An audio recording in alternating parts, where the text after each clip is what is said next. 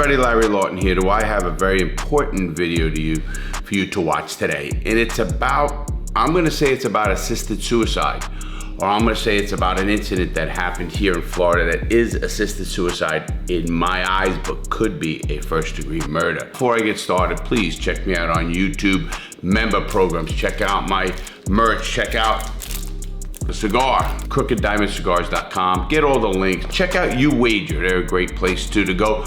All these stuff is in the links below. Check them all out.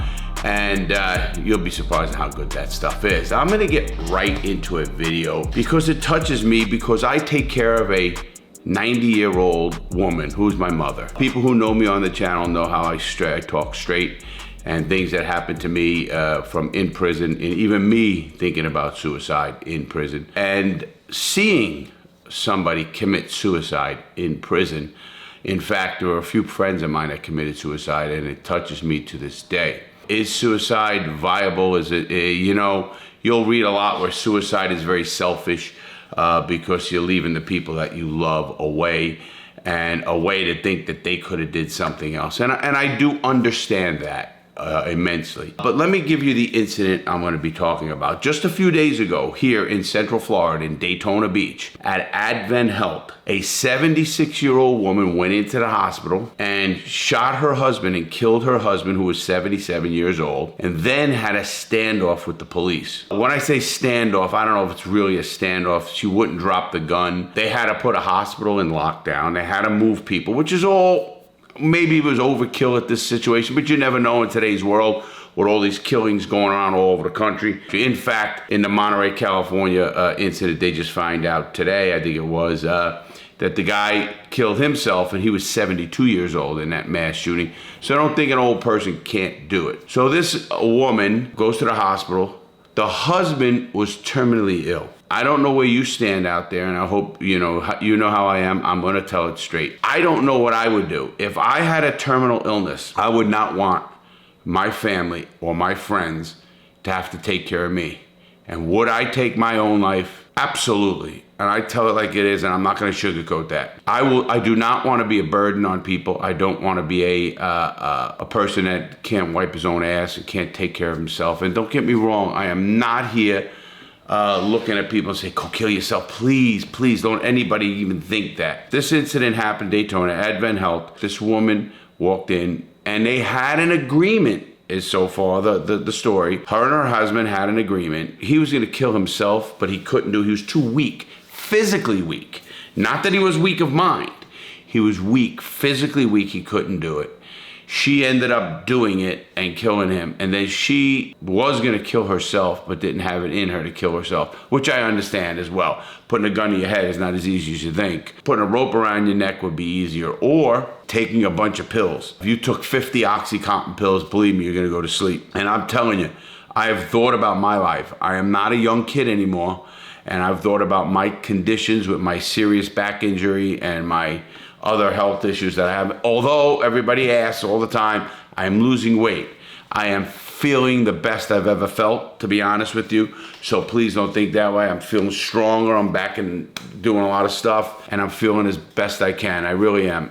So don't worry about that. People do wonder, hey Larry, everything all right? You feeling great? No, I'm feeling great. But in this incident, we're talking about a 76-year-old woman and a 77-year-old man, married, and she ended up doing what they both did. In fact, and this is, not to be morbid, I have a pact with my own brother on what we would do if one of us were terminally ill. Now, when I say terminally ill, I am not talking about, having a heart attack, having something. I'm talking about where you are not gonna live much longer anyway, and the final days would be more painful and more heartache to your family than maybe taking your life in some way or another. Obviously, I don't think I would shoot myself in the head, but I'll give you an incident. I was in prison, and I don't know if I talked about this, I probably did. I was in prison, I was in a cell with the drug dealer, and I watched a 50-year-old man lose all his appeals, not want to have to live in prison for the rest of his life. And he was a drug dealer, and to me, he wasn't a bad man like that. And he ended up coming into the cell, and he asked the drug dealer, he says, listen, I want 5 papers of heroin. Paper heroin is a little heroin that gets you high, but 5 papers in the right way, hot shot will kill you. And he says, and the guy looked at him and says, well, don't be fucking with me. He goes, you owe me money. Don't fuck with me. And the guy said, listen, he goes, I'm not paying you. I go, oh shit, he's gonna get killed right here. Sure enough, I'm waiting on the bed. What's going on? The guy was the deal, was a killer, straight killer. And he said to the dude, he goes, huh? And the guy goes, listen, I'm not paying you, I'm checking out. Well, that was the word we used for suicide in prison. I'm checking out. Especially with guys with life. That doesn't mean you're leaving the prison. It doesn't mean you're going to another place. You're checking out. You're checking out of this world. And sure enough, drug dealer gave him 5 papers of heroin and said to him, you better be dead in the morning. I'm in shock. I'm in the cell like, is this the real world I'm living in now? Is this prison? This is prison. Sure enough, the guy leaves and I'm like, man, I told the dude, he goes, listen, I don't give a fuck what people do with their lives. He goes, I'm in here myself. I'm not ever getting out. He was never getting out. He had multiple life sentences. He was a killer too. And he was making a lot of money as a drug dealer in prison, believe it or not. But the next day, you get up, and of course, we know right away, 6 o'clock, they did a count during the night. He was in another unit, another area of the unit, and he left. He was dead. They found him dead. They recount. We didn't even know it at that point, but he died. And, the next day he was dead. And it's kind of like you step back yourself and you say, wow. I mean, am I seeing this? Is this the real world I'm living in? It is. That's why I try to profess to young people, please don't go to prison. Don't think it's like anything you see on TV, because it's not. It is a whole different world. That TV is all bullshit. I tell the real deal when I do it, and that's why I named my podcast The Real Deal. I'm doing a lot more with that too. You're going to see some really good stuff coming up. But anyway, in this case, he was dead. And, it hit me. But it also hit me that, suicide, as much as I wouldn't do it, obviously now, no matter what, and I would never do it over financial incidents. I wouldn't do it over a relationship. I wouldn't do it over anything like that. I mean, I don't think I maybe terminal illness. If I was told, Larry Lawton, you have cancer and you got another 6 months to live, I'm going to live my life to the fullest for that 6 months. But the minute I start getting to the point where I am a burden on others and I can't live the quality of life that I think I should live, I will be checking out. And I'm telling you, I understand what happened with this woman and the man. I don't like the fact that I read that this person could be first degree murder charge. Yes, is it premeditated? Absolutely. But is it malice of thought? Is it the kind of crime that is for financial gain or any other kind of situation like that? No, we know that. So I'm not sure how you would actually look into that one. But I am hoping that the prosecutors in this case, and I don't know what is going to happen. That's just what the article said. And not only that, that's what the news said.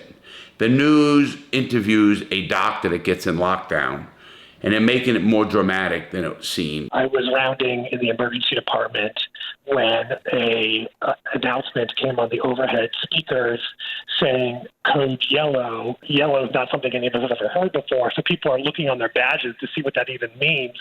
And it says lockdown. So we're all, again, looking at each other like lockdown, what are we to do about that?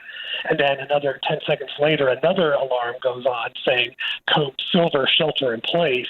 And that's where sort of pandemonium started.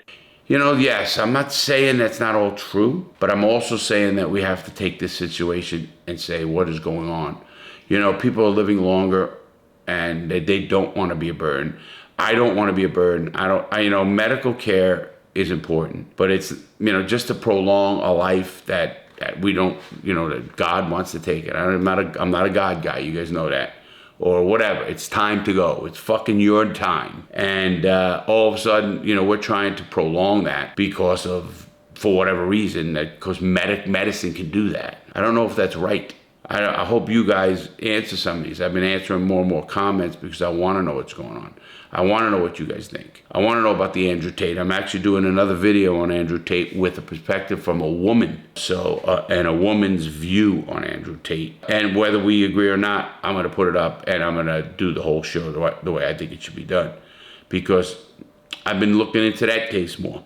I've been looking into stuff in the comments that came into more. But in this case, I hope cooler heads, or I hope more logical heads prevail. And this woman It's sad that she's even gonna do any time. It really is. I have a feeling she's gonna do time and she's gonna die in prison. And if you think that's the, I can't even fathom that. I can't even fathom, which got me a little bit mad. This woman didn't get bond. This woman is not a threat to anybody else on the outside. And I can guarantee she's not a flight risk. Where's she going? She has no passport. You take her passport, you do that kind of stuff.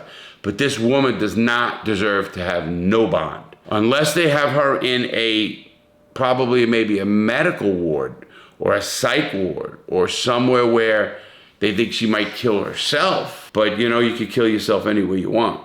So I'm a little upset that I had to read that she has no bond. To me, is the worst thing you can do in this country because,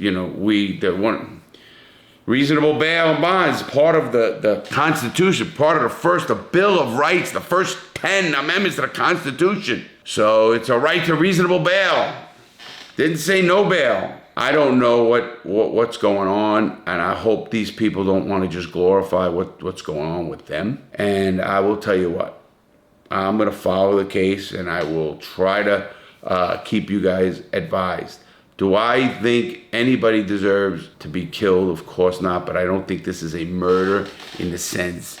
It's a killing, and it is murder, but it's not a murder in the sense that you and I would think of. It's a homicide. The person dies, it's a homicide. Is it malice? I don't think so. I hope they do a lot of due diligence. I hope they really get to the bottom of this and say, listen, somebody, or I'm hoping a criminal defense attorney could take this case pro bono if they had no money, because in our system, and that's another thing I'll get into, you could lose your whole life savings for a medical incident. Who knows what was happening? Maybe the guy didn't want that to happen to his wife either. I hope they look into this case, and I hope an attorney takes this case, and I hope an attorney takes this case pro bono and gives this lady the defense she needs and maybe convinces a jury not to convict this woman. I know it's a law. It doesn't have to be putting a person behind bars. I look at this country and I think we need more common sense than we need anything. And I think we need that in most places around the world. Common sense should prevail. This woman should not go to prison, in my mind. And I know people say, oh, she murdered someone, she did something. Well, listen, we treat dogs pretty good. When my cat was suffering, one of them, and I had to put my cat down, it hurt. But let me tell you something, it was more humane to do that than to let my cat suffer. Why do we let human beings suffer? I know the answer. They're not gonna suffer, Larry. They're gonna be, taken care of, and there's gonna be no pain. The law has got doctors scared to even give oxycodone pills to terminally ill patients. So don't tell me that, they're not. I know many people who have suffered at the end of life, and I think it's wrong. I really do. And I want people to think like I'm just thinking. I hope you just look at the situation. I want you to look at that video, and I want you to read what we post here, how to post this video. Now, going into the next one, we are going to have a great video on Thursday about the football playoffs. I think it's going to be great. And it's going to be about how are they gambling in prison today. It's crazy. They're literally signing up with bookmakers and everything legal from prison. But we're going to talk about that. So that's going to be an interesting video for next Thursday, the next couple days. All right, guys. I hope you have a great day. I want you to love the people you love. Give them a hug. Keep following what I do.